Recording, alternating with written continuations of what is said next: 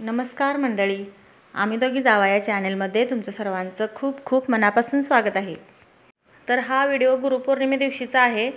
गुरुपौर्णिमेदिवशी आमच्या मुलींनी दोघींनी पण आमच्या म्हणजे घरातल्या सगळ्यांचीच, आमच्या मिस्टर आणि माझे, परत आमच्या सासूबाई, माझी जाऊ, अशा सगळ्यांचे पायपूजन केले त्या दिवशी।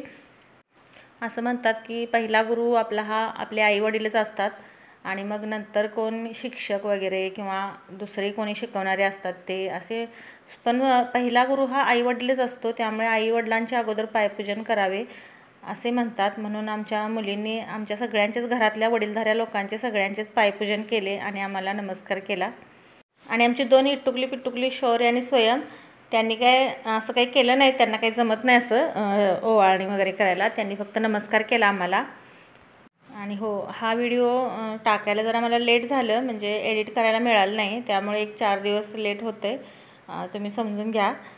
आणि या व्हिडिओमध्ये मी तुम्हाला आपलं काळे तीळ असतात ना, त्याला कारेळ पण म्हणतात आणि काळे तीळ पण म्हणतात, त्याची चटणी कशी करायची ते तुम्हाला मी सांगणार आहे, दाखवणार आहे आज। चटणी आमच्याकडे चटणी म्हणत नाहीत त्याला, हे तिळकूट असं म्हणतात त्याला आमच्याकडे। काळ्या तिळाचं तिळकूट, त्याच्यामध्ये हे पहा तुम्ही, हे तिळकूट आहे, कारेळ आहेत हे, याचं तिळकूट आम्ही करणार, कारेळ किंवा काळे तीळ। तर हे सुरुवातीला स्वच्छ नीट करून घ्यायचं, म्हणजे त्याच्यामध्ये काही खडा वगैरे असेल तर तो काढून घ्यायचा। आणि मग इथे मी पहा 1 वाटी घेतलेला आहे, याच्यामध्ये बरेच खडे होते, ते मी बाजूला काढले सगळे आणि सगळं स्वच्छ करून घेतले। आता हे चांगलं गॅसवरती भाजून घ्यायचं आहे आपल्याला, अगदी असं चटचट भाजून घ्यायचं आहे, खमंग त्याचा वास येईपर्यंत। हे काळे तीळ आहेत ना, हे खूपच असे पौष्टिक आहेत आणि हे औषधी पण आहे, याचं तेलसुद्धा औषधी आहे पहा। काळे तिळाचं तेल असते ते कंबरदुखीला किंवा आपल्या कोणत्याही शरीराचा अवयव जर दुखत असला तर ते ह्याच तेलाचं मॉलिश करतात कमी येण्यासाठी ते। इथे मी खोबरं घेतले पहा, हे खोबरं मी अगोदर भाजून ठेवलेलं होतं, पण आता सुद्धा थोडंसं त्याला मी गरम करून घेतलं आहे। आणि आता याच्यामध्ये तीळ घ्यायचं आहे, हे पांढरे तीळ आहेत, एक 3 ते 4 चमचे, छोटे 4 चमचे आहेत, हे पण असं खमंग भाजून घ्यायचे आहेत। त्यानंतर आपण लसूण घ्यायचं आहे, लसूण तुम्ही जास्तसुद्धा घालू शकता। इथे मी 4 गड्डे घातलेत, म्हणजे तरी अंदाजे 1 मूठभर असतील पाकळ्या ह्या, एवढ्या घातल्या, तुम्ही ह्याच्यापेक्षा सुद्धा जास्त घालू शकता। आणि लसूण थोडासा गरम करून घेतला आणि त्याच्यामध्ये एक गरम मसाला थोडासा, म्हणजे लवंगा 1 2-3, एक छोटासा तुकडा दालचिनीचा, एक मसाले वेलदोडा, एक हिरवा वेलदोडा, अजून काय तुमच्याकडे गरम मसाले असतील तर अगदी किंचित थोडेसे अगदी चवीसाठी किंवा वास येण्यासाठी थोडंसं घालायचं लसणाबरोबर, ते सुद्धा मी भाजून घेतले पहा। त्यानंतर जिरं घेतले, जिरे इथे 1 ते 1.5 चमचा आहे, हे सुद्धा खरपूस चांगलं खमंग भाजून घ्यायचं आहे।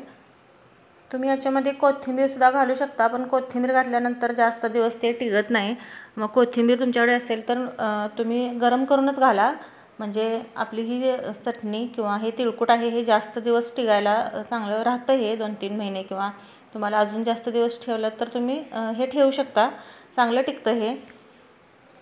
इथे माझ्याकडे कोथिंबीर नव्हती त्यामुळे मी घातलेली नाही, तुमच्याकडे असेल तर ती तुम्ही गरम करूनच घाला।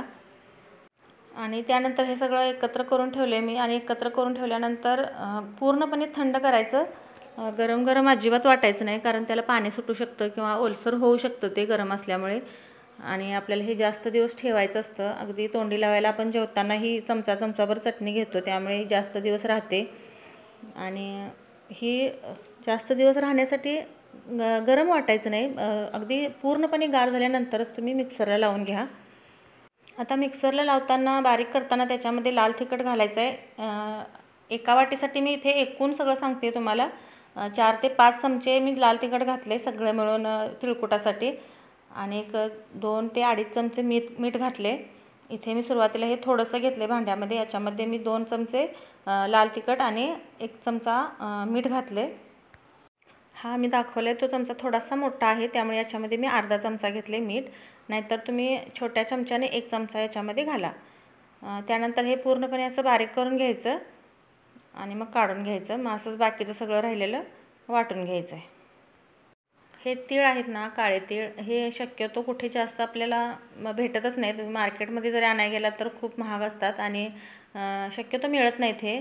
आणि प्रत्येक शेतकरी हे तीळ करतोच असं नाही, म्हणजे हे अगदी डोंगर भागातच जास्त याचं पीक असतं. आमच्याकडे तरी हे ज्या कोणी करत नाही, म्हणजे आम्हीसुद्धा करत नाही तीळ. हे आम्हाला असंच कोणीतरी असे पाहुण्याने आमच्या दिल्यात, जवळच्याच पाहुण्याने दिल्यात. ते ज्या असे डोंगरात राहणारे, त्यांचं गाव आहे डोंगरात, त्यामुळे त्यांच्या शेतीमध्ये हे असले काळे तीळ येतात. पण आमच्याकडे का कुणास ठाऊक हे पिकतच नाहीत तीळ.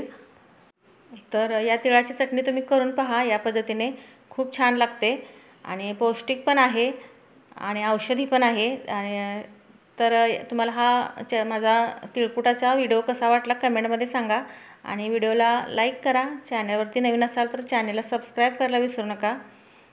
परत भेटूया अशाच एका नवीन व्हिडिओसोबत. तोपर्यंत धन्यवाद.